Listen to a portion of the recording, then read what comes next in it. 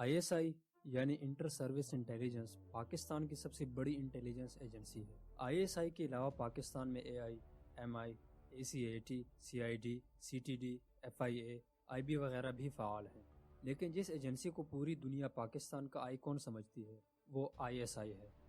مارخور کے سجل کے ساتھ اس انٹیلیجنس ایجنسی کو 2011 میں دنیا کی بیسٹ ایجنسیز کی لسٹ میں سب سے پہلے رکھا گیا۔ پوری دنیا کبھی اس کو پروفیشنل آرگنائزیشن کہتی ہے تو کبھی ریاست کے اندر ریاست، لیکن آج کی اس ویڈیو میں ہم یہ جانیں گے کہ ISI کا سٹرکچر کیا ہے، اس کو کون جوائن کر سکتا ہے اور اس کو جوائن کرنے کے پروسیجر کو اوور ویو کریں گے۔ دوستو، ISI کی ذمہ داریوں میں شامل ہے انفارمیشن، یعنی معلومات کو اکٹھا کرنا، ان کو پروسیس کرنا اور ان کو انالائز کرنا، جو کہ نیشنل سیکیورٹی کے متعلق ہے۔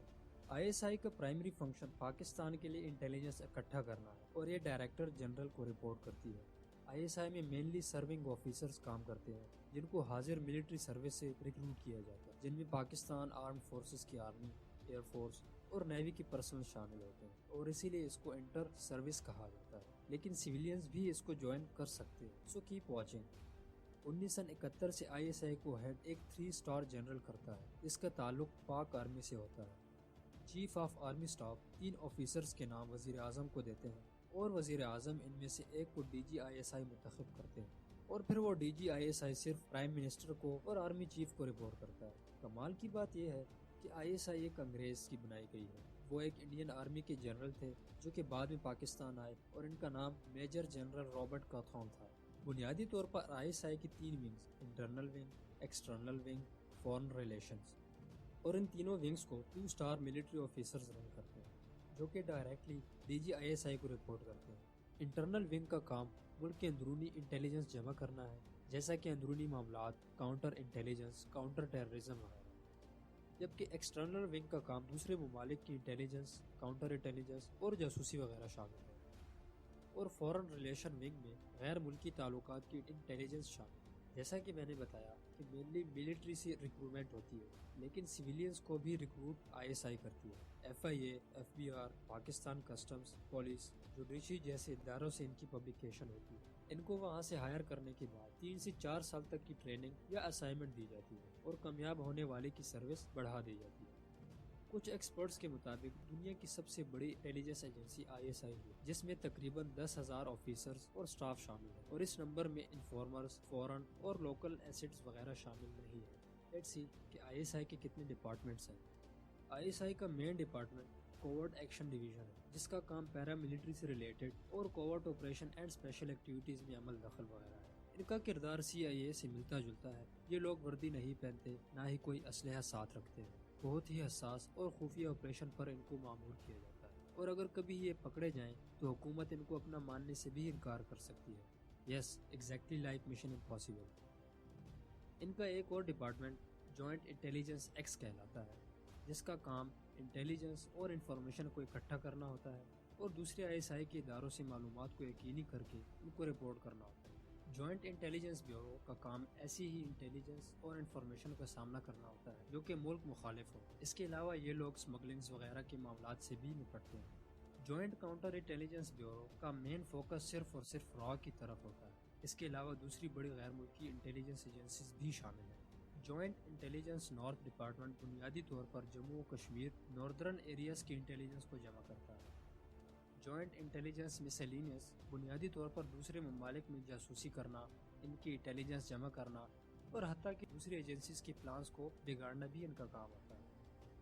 جوائنٹ سگنل انٹیلیجنس بیورو کا کام پاکستان انڈیا کے بارڈر کے قریب کی انٹیلیجنس کو جمع کرنا، اسلحہ کی موومنٹ اور ان علاقوں پر نظر رکھنا ہے جہاں الیکٹرو میگنیٹک ریڈیشنز، نیوکلیئر ڈیٹونیشن اور ریڈیو ایکٹیو سورسز کا اندیشہ ہو۔ جوائنٹ انٹیلیجنس ٹیکنیکل بنیادی طور پر science and technology and database hacking اور الیکٹرانک ویلفیئر سے تعلق رکھتا ہے۔ اس ڈپارٹمنٹ میں آفیسرز یا تو سائنٹسٹ ہوتے ہیں یا پھر انجینئرز ہوتے ہیں جن کا کام ٹیکنالوجیز کی طرف ہوتا ہے، اور اس کے علاوہ کیمیکل اینڈ بایولوجیکل وار کا سیکشن بھی الگ سے موجود ہے۔ SS ڈائریکٹوریٹ مینلی دہشت گردی سرگرمیاں دیکھتا ہے اور ان کے خلاف کارروائی کرنا بھی ان کی ذمہ داری ہوتی ہے۔ پولیٹیکل انٹرنل ڈویژن مینلی ملک کی سیاست کو دیکھتا ہے، جن میں رائٹ اور لیفٹ ونگ کی معلومات اور کیسے ان معاملات کے ذریعے سیاسی تبدیلیاں لائی جا سکتی ہیں۔ اس ڈپارٹمنٹ کے حوالے سے بہت کم معلومات موجود ہیں۔ جن میں یہ بھی شامل ہے کہ اس ڈپارٹمنٹ نے 1965 سے 1990 تک بہت سی حکومتوں پر اپنا اثر ڈالا، لیکن 2012 میں اس ڈپارٹمنٹ کو ان ایکٹیو کر دیا گیا۔ اب بات کرتے ہیں ریکروٹمنٹ یا پھر بھرتی کی۔ ISI کی بھرتی کے لیے ایڈورٹائزمنٹ کی جاتی ہے، جن میں federal public service commission FPSC کا ادارہ ISI کے لیے ریکروٹمنٹ کرتا ہے۔ سویلینز ISI ایجنٹس کو ملٹری آف ڈیفنس کا ملازم سمجھا جاتا ہے۔ پہلے FPSC بہت سے امتحانات سے امیدوار کو گزارتی ہے، جن میں امیدوار کی معلومات عامہ اور موجودہ حالات کے ذریعے پرکھا جاتا ہے۔ ان کو کتنی زبانیں آتی ہیں اور ان کی خصوصی صلاحیتیں کیا ہیں۔ ان مراحل سے گزرنے کے بعد FPSC منتخب شدہ امیدواران کے نام ISI کے دفتر بھجوا دیتا ہے، اور وہاں ISI ان منتخب شدہ امیدواران کے پس منظر کو چیک کرتی ہے۔ کینڈیڈیٹس کی سلیکشن کے بعد ان کو انٹرویو کے لیے بلایا جاتا ہے، اور یہ انٹرویو FPSC اور ISI کے عہدے داران منعقد کرتے ہیں۔ اس انٹرویو کے بعد جو امیدواران سلیکٹ ہو جاتے ہیں ان کو defence service intelligence academy DSIA بھیج دیا جاتا ہے، اور وہ 6 ماہ کے لیے ان کی ٹریننگ کرتے ہیں۔ پھر ان کو متعلقہ ڈپارٹمنٹ میں بھیج دیا جاتا ہے۔ یہاں وہ 5 سال تک اپنی خدمات سر انجام دیتے ہیں، لیکن ان کو 5 سال تک خفیہ معلومات سے بھی دور رکھا جاتا ہے، اور صرف وہی معلومات دی جاتی ہے جو صرف عوامی طور پر عام ہو یا پھر تھوڑی بہت خفیہ ہو۔ ان 5 سالوں میں یہ طے کیا جاتا ہے کہ ان میں سے کس کس کو انتہائی حساس معلومات دی جائیں، اور ان میں سے ایک امیدوار ISI کور ٹیم کا حصہ بن جاتا ہے۔ تو دوستو، یہ تھی آج کی میری یہ ویڈیو۔ امید کرتا ہوں میری یہ ویڈیو آپ کو ضرور پسند آئی ہوگی۔ ڈسکلیمر دیتا جاؤں کہ ISI ایک بہت ہی کمال پروفیشنل آرگنائزیشن ہے، اور یقیناً اس ادارہ کے حوالے سے پختہ معلومات موجود نہیں ہیں۔ میں نے جتنی بھی معلومات آپ سے شیئر کی ہے وہ سب آن لائن موجود ہیں، اور انٹرویوز میں ان کا ذکر ہے۔ یہ انفارمیشن غلط بھی ہو سکتی ہے۔ مجھے فیڈ بیک میں ضرور آگاہ کیجیے گا۔ اگلی ویڈیو میں ایک نئے عنوان کے ساتھ ملتے ہیں، تب تک کے لیے اللہ حافظ۔